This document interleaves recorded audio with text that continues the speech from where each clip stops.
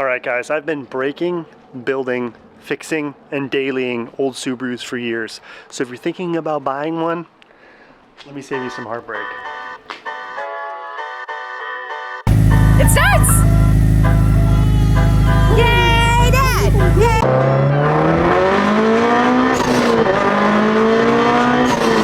Because these cars are amazing, but they come with a few potential nightmare problems. So let's go over everything you need to know about buying an older Subaru, whether that's a GC, GD, anything from 07 back.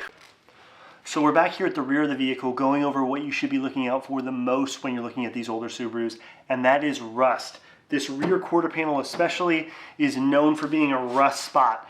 Rust will kill any project. So it can start off small, and as long as it's not too bad, a very, very minor amount of rust could be acceptable. For me personally though, I look for no rust in a vehicle. We're talking the strut towers inside. Make sure those aren't looking like rusty cornflakes.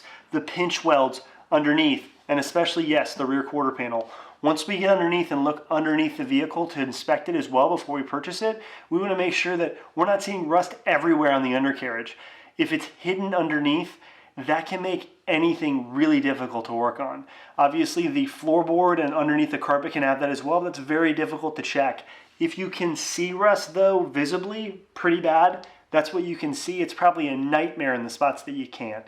And remember, a clean paint job doesn't always mean no rust. The preparation's very important, and you want to thoroughly inspect it yourself and don't just believe someone that says it's rust free. Next up, the engine bay, specifically leaks. Not every engine bay is going to look as nice as mine. This is literally a brand new motor, so take it with a grain of salt. But these older EJs will leak like it's their job to moisturize the driveway. But we are going to have to get underneath and get our hands and backs dirty looking at these engines. A lot of it you can see from the top too, but we're looking for leaks, and a little bit of seepage is okay. However, once we get into those bigger leaks, it looks like it wasn't maintained properly. And if it's not maintained properly, we just wonder what else is waiting for us in this crazy labyrinth of an EJ boxer motor. We're looking at valve covers, pan gaskets, the top of the engine just to make sure there's no oil sitting on top, power steering fluid, which while isn't a huge deal, we do want to look out for that. And then as we get underneath the car, we're looking more and more for leaks underneath. Everyone's pretty much aware, I think, of what needs to happen when you're looking at an engine and looking for leaking areas and how it's been maintained.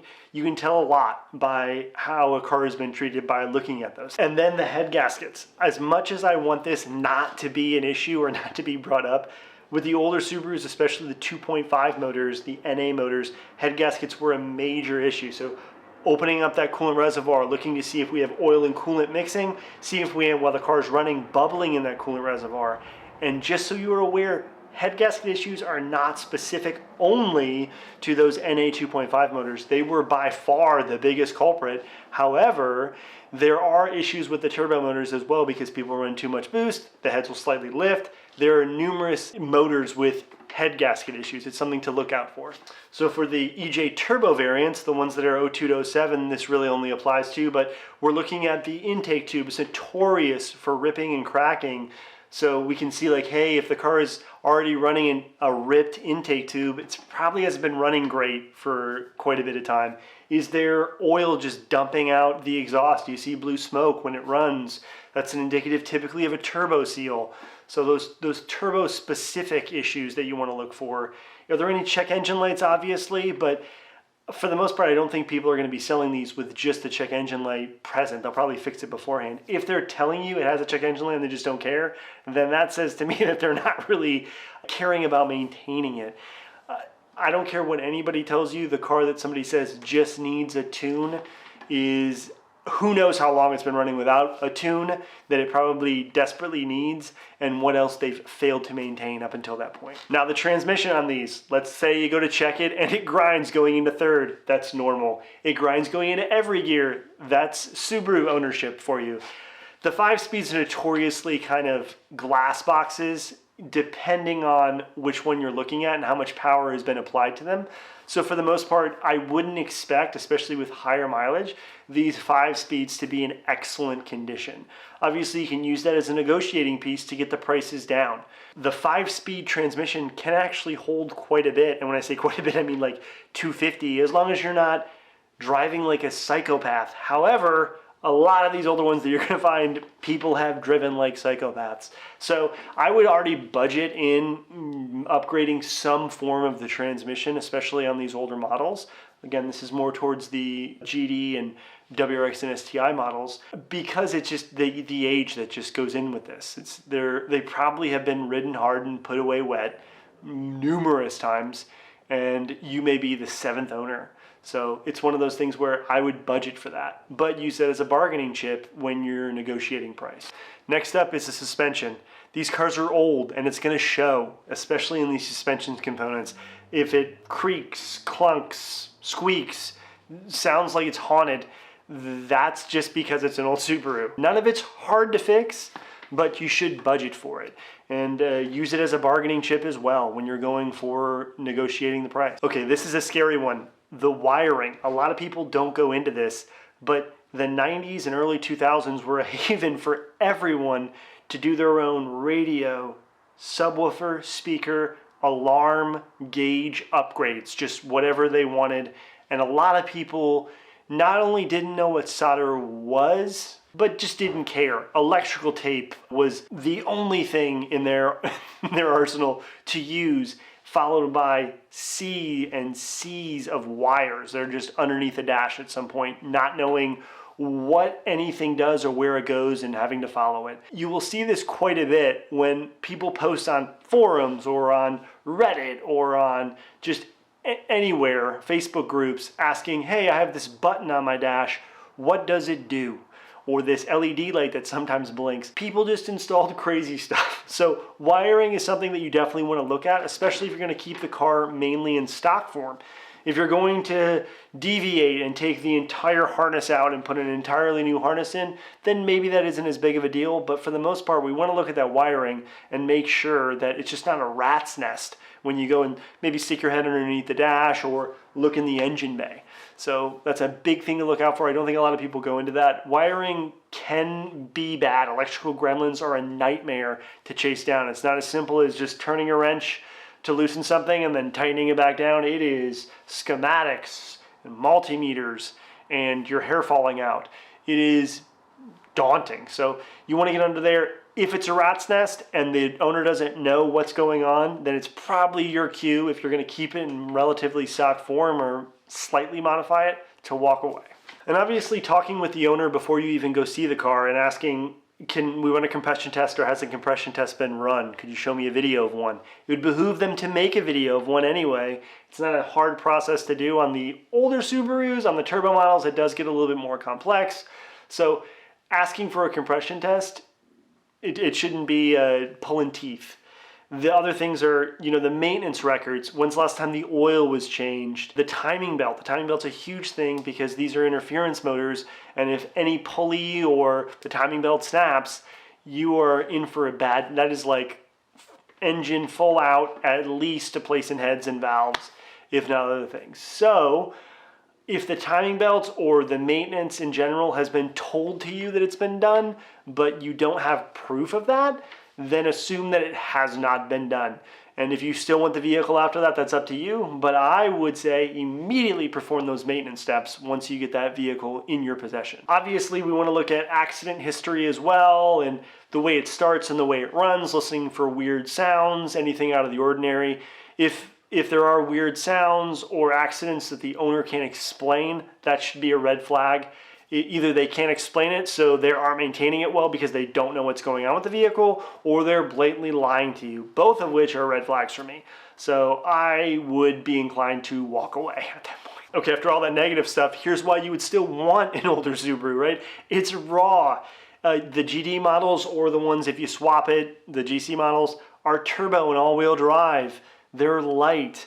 They're just fun cars with a lot of soul, right? The character, and it leaks character, right? It doesn't just leak oil in the driveway, it oozes character. A modern WRX is fast, but this just feels different. It feels like a mini rally car. So what should you expect to pay? So if you find one of these 02 to 07s for like 3K and it just needs a tune, yeah, good luck. That's not all it needs. However, if you bought it for 3K and your plan was to do a full engine, transmission, suspension drop-in from a newer vehicle or all new parts, then yeah, you probably got a good deal, depending on if it doesn't have rust and how bad the electrical gremlins are. I would expect to spend for a project on the GDs, 02 to 07s, 4 to 7K. And when I say project, I mean like it needs a new engine or it needs a new transmission.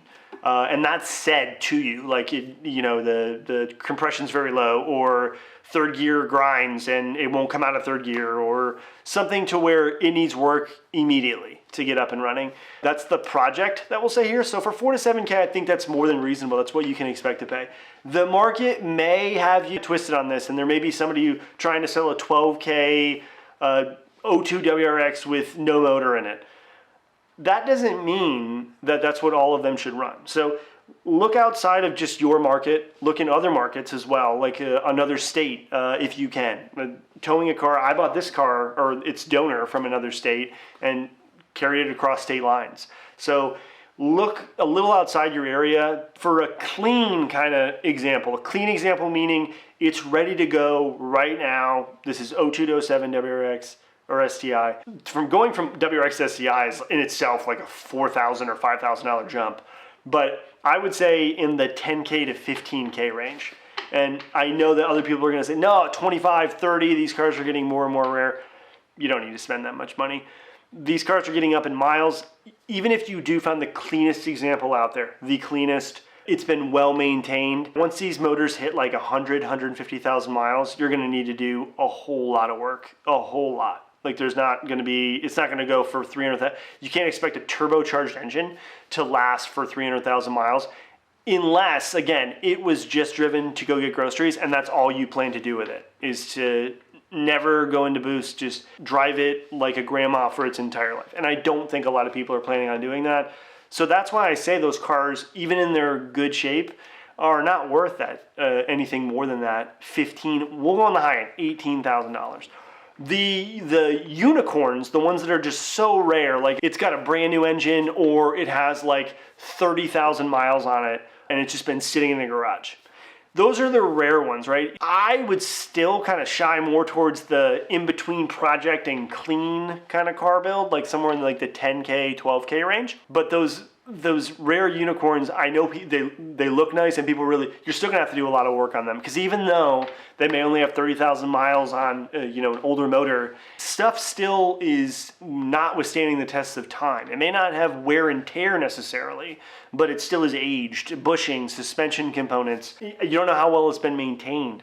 Maybe it was well maintained. Even then, I'll round up and say for those $25,000. I don't think those are worth, people are trying to sell those for like $40,000, $50,000.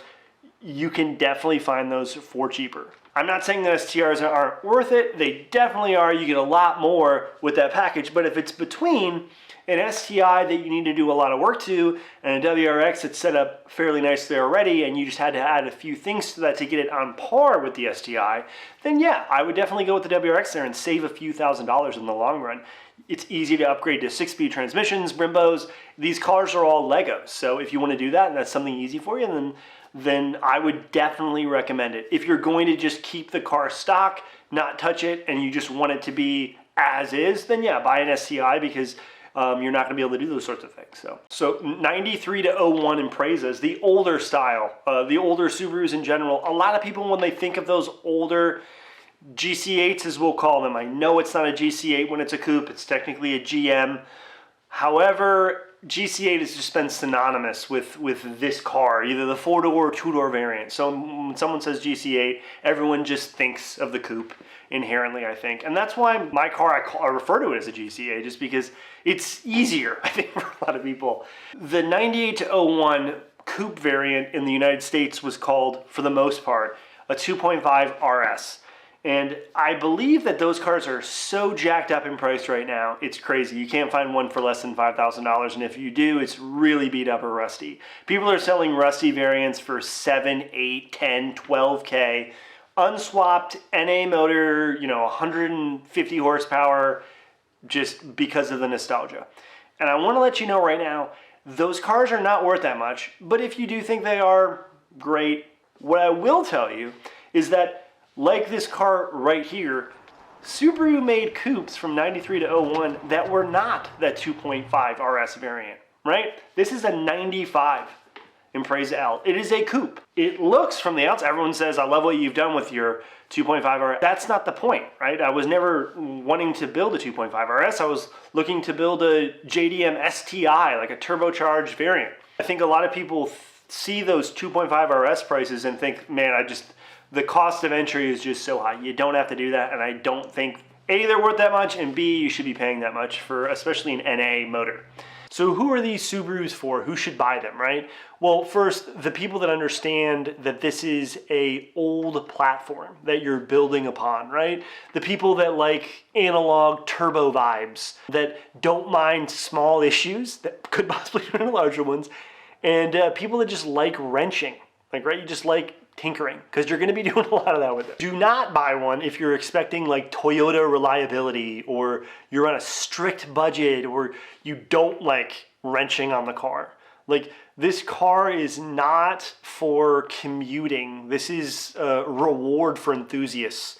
So I would not go at this car for just a commuter. So yeah, older Subarus are fun, sketchy, expensive, raw, and still one of somehow the best cars you can possibly own, in my personal opinion. If you want the next video to be about what years to avoid, the best engines, what mods I recommend, just drop a comment and I'll look into making it. But thanks for watching this video, and please like and subscribe. Tell me when you see Daddy coming down over the hill.